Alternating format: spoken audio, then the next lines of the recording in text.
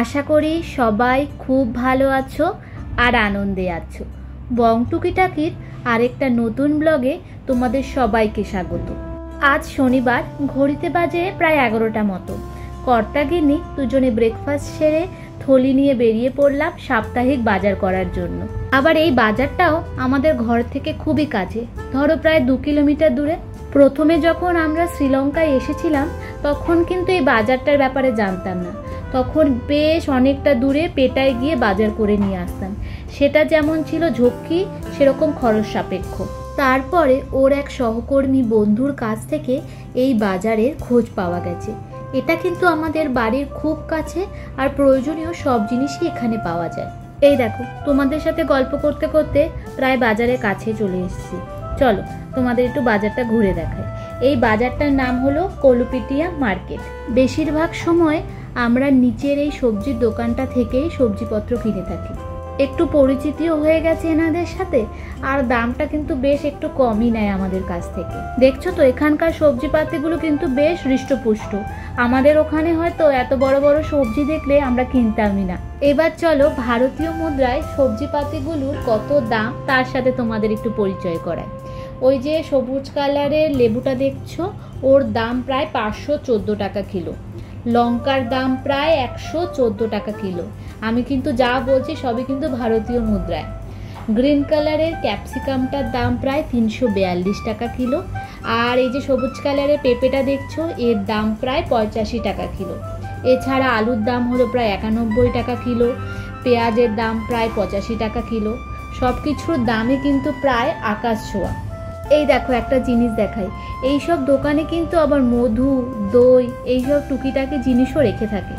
এই যে পাকা কাঁঠালটা দেখছো, এটা কিন্তু ওরা তরকারি বানানোর কাজে ব্যবহার করে থাকে। চলো দেখি এবার একটু একতলার দিকে যাওয়া যাক। এই ভাগটায় রয়েছে বিভিন্ন মাংসের দোকান, ফলের দোকান আর তরি তরকারির দোকান। এবার বলি এখানে চিকেনের দাম কত। ভারতীয় মুদ্রায় ব্রয়লার মুরগির দাম প্রায় 400 টাকা কিলো আর দেশি মুরগির দাম প্রায় 628 টাকা কিলো। মাটন আর চিকেন ছাড়াও তুমি এখানে পেয়ে যাবে পর্ক, বিফ, বিভিন্ন পশুর মাংস। আচ্ছা এবার বলি এখানকার মাটনের দাম কত। ভারতীয় মুদ্রায় মাটনের দাম প্রায় 942 টাকা কিলো। কিন্তু মাটনের স্বাদ কিন্তু আমাদের কলকাতার রেয়াজি খাসির মতো। যখন আমরা মুম্বাই ছিলাম তখন কিন্তু একবারেই মাটন কিনে শান্তি পেতাম না, কিন্তু এখানে এসে সেই দুঃখটা আর নেই। এই দেখো আগের দিন দেখিয়েছিলাম না টোফু, এটা কিন্তু সোয়াবিনের দুধ দিয়ে তৈরি। 1-2বার আমি বাড়িও নিয়ে গেছি, কিন্তু খেয়ে খুব একটা ভালো লাগেনি। চলো এবার একটু ফলের দোকানের দিকে যাওয়া যাক। জামা কাপড় পরানো যে ফলগুলো দেখছো সেগুলো কিন্তু লোকাল ফল নয়, সেগুলো ইম্পোর্টেড ফল। বিভিন্ন দেশ থেকে বিভিন্ন রকমের ফল কিন্তু এখানে বেশ আসে। এবার চলো তোমাদের একটু ফলের দামগুলো বলি। পেঁপের দাম প্রায় ভারতীয় মুদ্রায় 100 টাকা কিলো। তারপর হলো সুগার ব্যানানা, মানে আমাদের দেশের কাঁঠালি কলা, তার দাম প্রায় 85 টাকা কিলো। তারপর ধরো এই আনারসটার দাম প্রায় 334 টাকা কিলো। পেয়ারার দাম প্রায় 314 টাকা কিলো। এই যে ন্যাশপাতির মতো জিনিসটা দেখছো না, এটা কিন্তু ন্যাশপাতি নয়, কিন্তু খেতে চমৎকার। এটা বলে আবার এসে সাউথ আফ্রিকা থেকে। এখানকার ফলের দোকান, সবজির দোকানে এরকম কিন্তু গুড়ের ডাব্বা দেখতেই পাবে। আমি বেশ কয়েকবার বাড়িতে নিয়ে গিয়ে পায়েসও বানিয়েছি, খেতে কিন্তু বেশ ভালোই হয়। বেল, কদবেল থেকে শুরু করে দেশের মোটামুটি সব ফলই কিন্তু এখানে পাওয়া যায়। ওই দেখো তোমাদের একবার বলেছিলাম না যে এখানে এক রকমের লাল ধরনের কলা পাওয়া যায়। একবার সাহস করে বাড়িতে একটা কলাও কিনে নিয়ে গেছিলাম। খেতে কিন্তু ঠিকঠাকই ছিল, কিন্তু দামটা কিন্তু এই কলাটার প্রায় অন্য কলার থেকে দ্বিগুণ। আজ আবার এখানে একটা নতুন ফলের দেখা পাওয়া গেল। এনারা বলছে এটা খানিকটা ফুটির মতো খেতে হবে। আজ ভাবছি এনাকে বাড়ি নিয়ে যাব। প্রত্যেকটা দোকানেই এরকম ওজন মেশিনের ব্যবস্থা করা আছে। তুমি যা যা জিনিস নেবে তার ওজন করে একটা টোটাল বিল এরা বের করে দেবে। এবার চলো ওপরের তলায় মাছের বাজারের দিকে একবার ঘুরে আসি। এনাকে দেখো কি নিশ্চিন্তে নিজের ডেরা ছেড়ে ঘুমিয়ে আছে। এখানে সাধারণত সবই সামুদ্রিক মাছই পাওয়া যায়, কিন্তু মাঝে সাঝে রুইও পাওয়া যায়। কিন্তু সমস্যাটা হলো যে মাছটা কিনবে সেটা তোমাকে গোটাই কিনতে হবে। আমরা সাধারণত এখান থেকে ভেটকি, ভোলা, রুই আর যদি কখনো ছোট পমফ্রেট পাই সেটাই কিনে নিয়ে যাই। এবার চলো একবারের ওপরের তলায় একবার ঘুরে আসি। টোটাল 3টে তলা নিয়ে এই বাজারটা, আর ওপরের তলায় রয়েছে বিভিন্ন রকমের গ্রসারি স্টোর, আর এখানে আবার একটা দুটো চাইনিজ শপও আছে। দাঁড়াও তোমাদের দেখাচ্ছি। আমরা যখন এখানে আসি সাধারণত এই দোকানটা থেকেই জিনিসপত্র কিনে নিয়ে যাই। দাঁড়াও এখানে একটু পরে নিয়ে আসি, আগে তোমাদের চাইনিজ শপটা একটু দেখিয়ে আনি। এই দেখো, এটা হলো চায়না থেকে আগত মানুষজনদের জন্য জিনিসপত্র কেনার দোকান। আমি কখনো ভেতরে ঢুকে দেখিনি, তাই বলতে পারবো না এখানে কি পাওয়া যায়। চলো এবার তোমাদের ওই দোকানটায় নিয়ে যাই যেখান থেকে সাধারণত আমরা জিনিসপত্র কিনে থাকি। এই দোকানটা একজন তামিল গোষ্ঠীর মানুষ দ্বারা পরিচালিত, তাই এখানে মোটামুটি ইন্ডিয়ান জিনিসপত্র পাওয়াই যায়। এই ডেয়ারি মিল্কের প্যাকেটটার দাম প্রায় 257 ইন্ডিয়ান রুপিস। এদিকে অলিভগুলোকে কি সুন্দর লাগছে না, ভাবছি একটা জার নিয়েই যাব। এদিকে রয়েছে সুশি বানানোর নড়ি সেটগুলো। একবার জানো সুশি আমি ট্রাই করেছিলাম, কিন্তু খুব একটা যে আমার ভালো লেগেছে তা কিন্তু নয়। এদিকে রয়েছে বিভিন্ন রকমের তেলের সেকশন। দাঁড়াও, আজকে একটা জিনিসের খোঁজ পাওয়া গেছে। এই দেখো, আমাদের দেশে সর্ষের তেল। দামটা দেখেছো? এই 500 ml তেলের দাম বলছে 1690 LKR, ভারতীয় মুদ্রায় ধরো 482 টাকা মতো।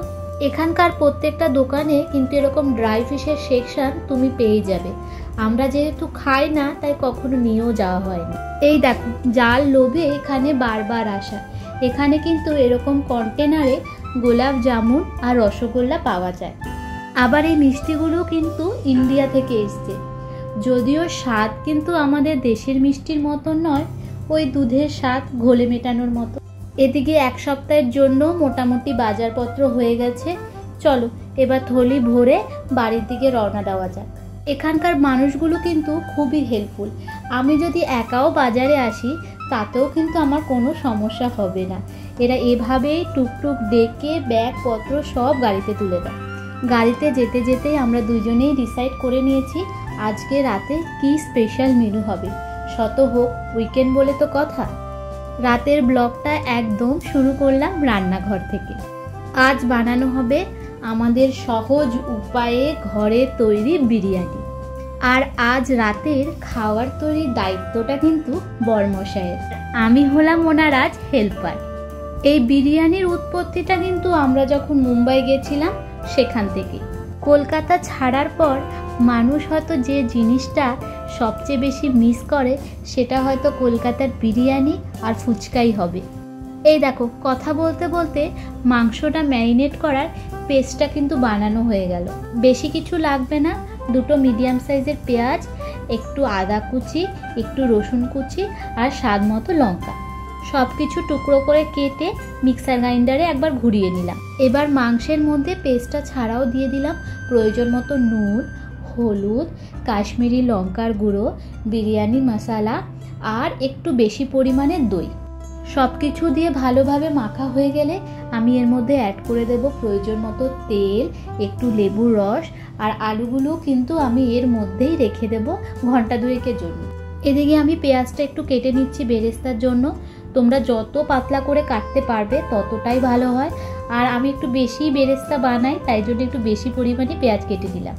চালটাকে মোটামুটি 2-3 বার ধুয়ে চালের মধ্যে একটু গোটা গরম মশলা দিয়ে দিলাম, ওই 2-3টে লবঙ্গ, একটু এলাচ আর একটু দারচিনি, সাথে দেব প্রয়োজন মতো নুন, নুনের পরিমাণটা একটু বেশি দিও, আর একটু তেল। চালটা দেখো একবারে প্রপার সেদ্ধ হয়ে গেছে। একটা চাল নিয়ে যদি দুভাগে ভেঙে যায় তাহলে বুঝবে চালটা একদম রেডি। এবার চালটাকে ছেঁকে আমি একটু ফ্যানের তলায় দিয়ে দেব ঠান্ডা হওয়ার জন্য। এবার কড়াইতে দিয়ে দিয়েছি আমি পেঁয়াজ, একটু বেরেস্তা ভাজার জন্য। খুব একটা বেশি লাল লাল করব না, তাহলে কেমন যেন একটু পুড়ে যায়। আগে থেকে ম্যারিনেট করে রাখা চিকেন আর আলুগুলো এবার কড়াইয়ের মধ্যে দিয়ে দেব। আমি কিন্তু আর কোনো এক্সট্রা তেল আর অ্যাড করব না। এবার ঢাকনা চাপা দিয়ে কম আঁচে চিকেনটাকে সেদ্ধ করতে দেব। খালি মাঝে মাঝে এসে নাড়িয়ে দিতে হবে যাতে নিচটা না লেগে যায়। চিকেন ম্যারিনেট করা বাটিটাতেই আমি 1/2 কাপ মতো দুধ দিয়ে নিয়েছি। এরপর এটা চিকেনে মিক্স করে কিছুক্ষণ ঢাকা চাপা দিয়ে রেখে দেবো। ব্যাস, এবার আমার ছুটি, কর্তামশাই হাত লাগিয়ে দিয়েছে। চিকেনটা দেখো মোটামুটি ভালোভাবেই সেদ্ধ হয়ে গেছে আর গ্রেভিটাও বেশ অনেকটা কমে এসছে। এখন একটা পাত্রে একটু দুধ নেওয়া হয়েছে, এর মধ্যে একটু পরিমাণ মতো গোলাপ জল আর কেওড়া জল অ্যাড করে নিলাম। আমরা একটু গোলাপ জল আর কেওড়া জলটা কম দিই, তোমরা তোমাদের স্বাদ অনুযায়ী অ্যাড করে নিও। এরপরে প্রসেসটা তো তোমরা সবাই জানো, যেহেতু আমরা 3 জন খাবো তাই চিকেন আর ভাতের পরিমাণ খুব একটা বেশি নয়, তাই একটা লেয়ারের মধ্যেই পুরোটা সাজিয়ে ফেলবো। এই যে আরেকটা কথা, যদি ভিডিওটা ভালো লেগে থাকে তাহলে লাইক, সাবস্ক্রাইব আর শেয়ার করতে ভুলে যেও না। আর তোমাদের ভিডিওটা কেমন লাগছে আমাকে কিন্তু অবশ্যই কমেন্ট বক্সে জানাবে। আর একবার এরকমভাবে বিরিয়ানি বাড়িতে বানিয়ে দেখো, আমি নিশ্চিত তোমরা হতাশ হবে না। এরপর চালের ওপর বেশ খানিকটা বেরেস্তা, একটু ধনে পাতা, একটু পুদিনা পাতা, একটু পরিমাণ মতো বিরিয়ানি মশলা আর যে দুধটা মিশানো ছিল গোলাপ জল আর কেওড়া জল দিয়ে সেটাকে একটু ছড়িয়ে দিলাম। আমরা রাইসের 2টো লেয়ার করেছি আর প্রত্যেকটা লেয়ারে সেম জিনিস একই পরিমাণে দিয়েছি। এতে কালারের জন্য আমরা কিছুই ইউজ করব না, গ্রেভির যে কালারটা আছে তাতেই ভাতগুলো রঙিন হয়ে উঠবে। তোমরা চাইলেই মিঠা আতর অ্যাড করতে পারো, কিন্তু আমাদের গন্ধটা খুব একটা পছন্দের নয় বলে দিলাম না। এরপর ওপরে পরিমাণ মতো ঘি আর একটু লেবুর রস দিয়ে 8 ঘন্টার জন্য দমে বসিয়ে দিই। ব্যাস, আর কি, হয়ে গেল ঘরোয়া তৈরি বিরিয়ানি। এরপর ইন্ডাকশানটা বন্ধ করে 10 মিনিটের জন্য স্ট্যান্ড বাই মোডে রেখে দেবো। চলো চটপট খাবারটা বেড়ে ফেলি। তোমাদের আজকের মেনুতে কি হয়েছে আমাকে কিন্তু অবশ্যই জানাবে। চলো আজ তাহলে আসি, খুব শীঘ্রই দেখা হচ্ছে নতুন কোনো ভিডিও নিয়ে, নতুন কোনো ব্লগে। ততক্ষণ পর্যন্ত সবাই খুব ভালো থাকবে আর আনন্দে থাকবে। শুভরাত্রি।